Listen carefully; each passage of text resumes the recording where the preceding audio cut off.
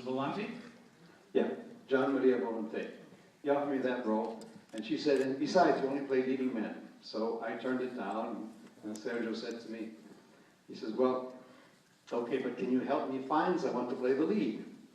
I said, well, who do you want? He said, Lee Marvin, Charlie Bronson. He says, Sergio, I know the agent, his name is Meyer Mishkin. I said, but frankly, a spaghetti western in Italy, it wasn't called spaghetti westerns at the time, it came later. I said, a western made in Italy by a director who's not yet well known, it's going to be hard to attract them. He said, but try.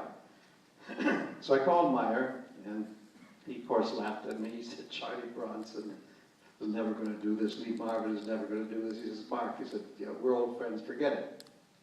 So I went back to Sergio, and I said, Sergio, you're not going to get a movie star. I said, but I happen to have a friend who's doing a television series. It's called Rawhide. He said, what's his name? Come si chiama sto hombre? I said, Clint Eastwood. He said, mai sentito, which means I never heard of him. I said, yeah, but he's good. He's tall, he's blonde, he's perfect for a Western. And so I arranged for them to meet at the Polo Lounge. And Sergio flew in. They sat for 3 hours, and this was literally a deal done on a napkin, because I saw the napkin afterwards. Clint signed for $15,000, and that kicked off his acting career. And even now, when I see Clint, occasionally he'll point his finger at me and say, you're the whole fault I'm here. But that's not such a fault, I think. But anyway, so I was reading this, and as I say, almost every paragraph hit me. He's talking here about, and this all kicked off because there's a remake of a picture called Django that Tarantino's doing. Now, this was one of the sadder experiences of my life, because Django I wrote together with Sergio Corbucci, I'm sorry. And we had written it together so that I could star in it, because we had done a picture prior to that called, it was my first Western, it was called Johnny Oro. We got along very well, and he had this idea for Western. He said, let's do this. I said, okay, I have one film to do beforehand, and we could do it. So we're writing the thing, and I'm starring in another picture in Spain called Dio Come Ti Amo, which means God, how I love you. I played God.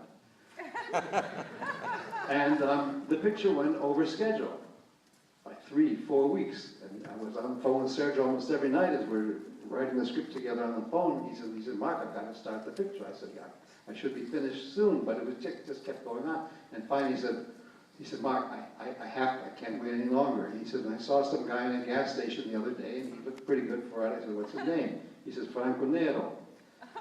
So I said, but I wrote this. We wrote this together for me. He says, but I can't do anything. So Franco Nero did Django, and the picture became what it became, one of the great Westerns that came out of Italy. And of course, Franco Nero became a star. And I was relegated to eventually producing films, which wasn't so bad. But how it all started was this. I don't want to carry on too much longer, but it was just when I met Sergio Corbucci, who was a wonderful man, a wonderful director. I, at the time, had never been on a horse. I had done some films in the States before that, but never a Western, and I wasn't an action star. I was a serious New York stage actor, and I studied with Meisner and Strasberg and all the best, and suddenly this guy is offering me a Western. And I said, I'm not even right for Western. I said, you know, I'm not that tall. I was taller then. I've shrunk 2 inches, but, and I said, and you know, and I had dark hair at the time, believe it or not. And I said, you know, you should be tall and blonde. He says, but you're American. I said, yeah, but I've never even ridden a horse. He said, it doesn't matter, you're American. And so I accepted to do Johnny Oro, and that became a huge success there. That was the beginning of my Western career. Corbucci, after that, done some wonderful films and became known as probably next to Sergio Leone as the most outstanding Italian director of not just Westerns, but comedies and everything else.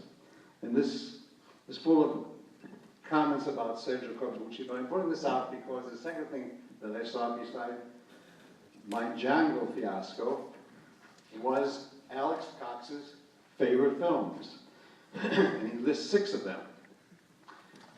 One I heard you're going to see here, which is the number 6 was Tonino Valeri's Price of Power.